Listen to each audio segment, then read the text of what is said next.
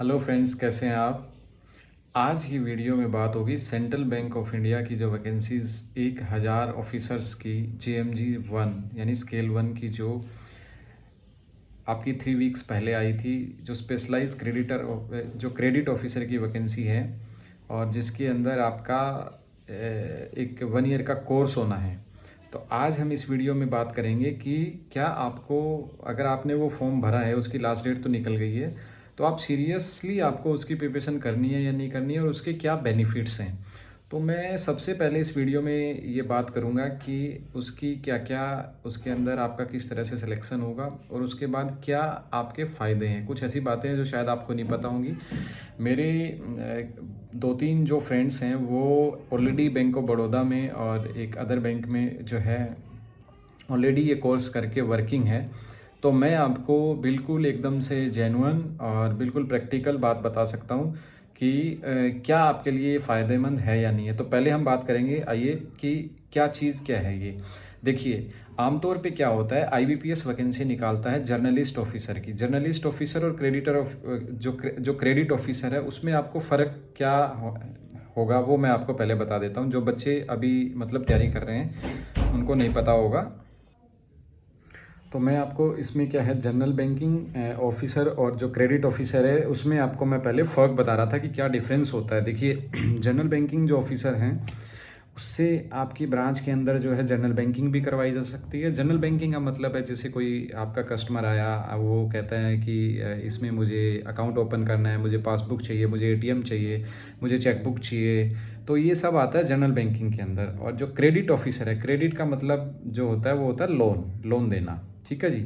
तो आपको specialise loan के अंदर काम करवाया जाएगा। जनरल बैंकिंग को ऐसा नहीं है कि जनरल बैंकिंग में ही रखते हैं, आप टाइम टू टाइम जैसे आगे बढ़ते हैं प्रमोशन लेके, तो आपको भी लोन के अंदर जो है डाला जाता है। आपको ट्रेजरी में डाल सकते हैं, आपको फॉरेक्स के अंदर डाल सकते हैं, आपको जो बैंक का अपना रिस्क का एक जो वो होता है डिपार्टमेंट, वहाँ भी आपकी पोस्टिंग हो सकती है। जो जोनल ऑफिस है या उससे ऊपर जो कॉरपोरेट ऑफिस होता है, वहाँ भी आपकी पोस्टिंग हो सकती है।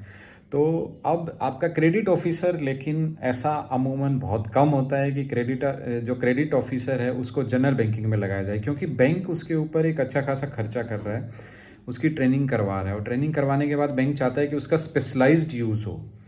ठीक है, क्योंकि RBI का भी जो है ना, आपका कुछ ऐसे पैरामीटर होते हैं इसके अपना कंप्लायंस के, जिसके अंदर आपको एक्सपर्ट ऑफिसर चाहिए होते हैं, मतलब क्रेडिट में भी, फॉरेक्स में भी, कि आपके इतने परसेंटेज जो ऑफिसर हैं उनको अच्छी नॉलेज उस चीज़ की होनी चाहिए, जो अच्छे से जो बड़े प्रपोजल्स आते हैं जैसे 5 करोड़, 10 करोड़, 25 करोड़, 30 करोड़, उनको हैंडल कर सकें।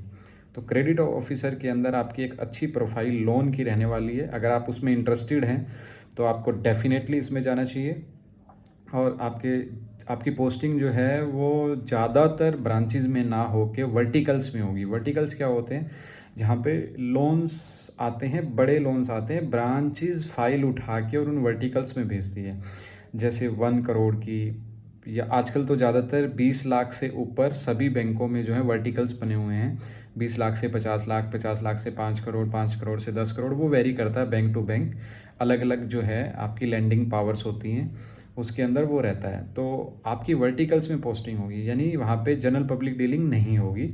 तो जिन लोगों को जनरल पब्लिक से इशू रहता है, वो आपके लिए एक अच्छी बात है, और आप क्रेडिट में अच्छा ग्रो कर सकते हैं। ठीक है जी।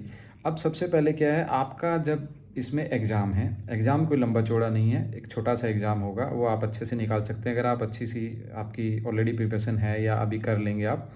उसके बाद में आपका इंटरव्यू होगा, जैसे IBPS PO में होता है। उसके बाद आपका सिलेक्शन होगा। सिलेक्शन के बाद जो इंपॉर्टेंट चीज़ इसमें क्या है, IBPS PO नॉर्मली निकालता है आपकी डायरेक्ट बैंक में ज्वाइनिंग होती है। इसके अंदर पहले आपका 9 महीने का कोर्स होगा। वो बैंक ने ही किसी यूनिवर्सिटी के साथ जो है टाई अप किया होगा, उसको post graduate diploma in banking and finance बोलते हैं। उसमें आपको बैंकिंग और फाइनेंस के सारे बेसिक कंसेप्ट, जो कि एक आम ऑफिसर जो आता है IBPS PO के थ्रू, वो 5 साल तक भी नहीं सीख पाता। मैं आपको बता रहा हूँ ये बिल्कुल, वो आपको सारा 1 साल के अंदर थॉरो आपकी ट्रेनिंग वहाँ पे कराई जाएगी, और आपकी लर्निंग बहुत अच्छी हो जाएगी। आप एक्सपर्ट हो जाओगे बैंकिंग एंड फाइनेंस के वहाँ पे जाके। और ये करने के बाद आपकी 3 महीने फिर बैंक में ट्रेनिंग होगी, और इसी दौरान जो कि बहुत सारे बच्चों के मन में डाउट है, आपको JAIIB का पेपर निकालना है, IIBF जो कंडक्ट करवाता है। पेपर कोई मुश्किल नहीं है, उसके 3-4 पेपर जो होते हैं वो आप थोड़ी सी तैयारी, जब आप वहाँ पे आपके मतलब 6 महीने की हो जाएगी प्रिपरेशन ना, आपका कोर्स कंप्लीट हो जाएगा, तो आपके ऑटोमेटिक ही सारा सिलेबस JIIB का कंप्लीट हो जाएगा। और थोड़ा एफर्ट आप और डालेंगे तो वो अच्छे से JIB आपका क्लियर हो जाएगा। JIB क्लियर होने के बाद आपका बैंक एग्ज़ाम भी ले सकता है और डायरेक्ट आपको फिर वो कंफर्म कर देगा। ये आपकी रेगुलर जॉब है, कोई कॉन्ट्रैक्ट या परमानेंट जॉब नहीं है।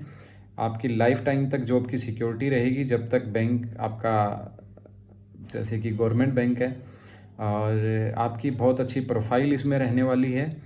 आप देखिए ये चीज़ें रही। इसके बाद क्या है, आप इसकी फ़ीस रहेगी 4 लाख के आसपास, यानी उसमें सारा कुछ रहेगा, खर्चा वर्चा आपका। तो एजुकेशन की फ़ीस वगैरह भी आ जाएगी, जो आपको 1 ईयर का कोर्स करवाया जाएगा 9 मंथ्स का। ये अगर आपके पास पैसे नहीं है तो आपको चिंता करने की कोई ज़रूरत नहीं है, आपको बैंक एजुकेशन लोन देगा। बट आपकी जो सिविल स्कोर है वो अच्छा होना चाहिए, आपके पेरेंट्स का भी सही होना चाहिए। आपके पेरेंट्स का अगर सिविल स्कोर सही नहीं है तो इट इज़ पॉसिबल कि आपको बैंक लोन नहीं देगा, बट ये सब ज्वाइन कर सकते हो, वो कोई इशू नहीं है।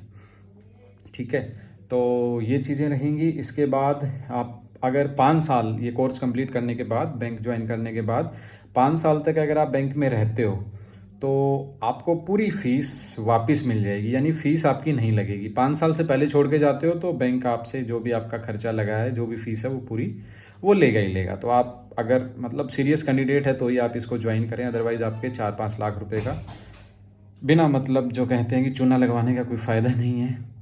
और आप देखिए क्या अपॉर्चुनिटीज़ है इसके अंदर। अगर आप प्रमोशन वगैरह लेंगे, आप पैन इंडिया ट्रांसफ़र से आपको कोई चिंता नहीं है, आप कहीं भी जा सकते हैं 2.5-3 साल के बाद। आज आप मान लो दिल्ली में है, कल आप बेंगलोर में है, परसों आप मान लो पटियाला में होंगे, लुधियाना में होंगे, कोई इशू नहीं है। तो आपकी प्रमोशन में ये जो कोर्स है वो बहुत बड़ा इम्पैक्ट डालेगा।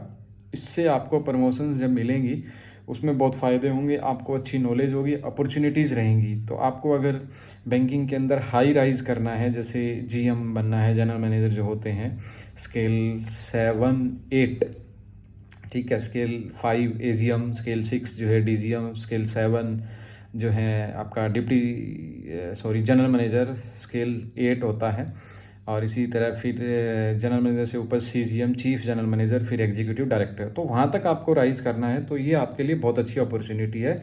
और आप इसको इस तरीके से मत सोचिए कि मुझे 4 लाख रुपए देने पड़ रहे हैं। 4 लाख रुपए क्या ही है यार, बैंक आपको एजुकेशन लोन दे रहा है और आपकी 1 साल की सैलरी के अंदर सारा लोन जो है चुकता हो जाएगा, कोई दिक्कत नहीं है। और इसमें कंपटीशन भी कम है, क्योंकि इसमें वो लोग नहीं जाएंगे जो 5 साल तक इसमें जॉब नहीं करना चाहते, या जो साथ में कुछ और भी जिनका मान लो बैकअप है। तो आपके पास ये अपॉर्चुनिटी है। इसमें थोड़ा कंपटीशन जो है ठीक ठाक सा रहता है, ज़्यादा नहीं रहता। तो आप इसको ट्राई करिए। अगर आप सीरियसली बैंकिंग एस्पिरेंट है तो आप जाइए, मैं कहूँगा ये बहुत अच्छी आपके लिए अपॉर्चुनिटी है और अच्छी खासी वैकेंसीज भी हैं। तो बाकी आपका अगर कोई डाउट है तो आप नीचे इसमें कमेंट सेक्शन में you can tell me, I will try to give you reply. So thank you so much for watching this video.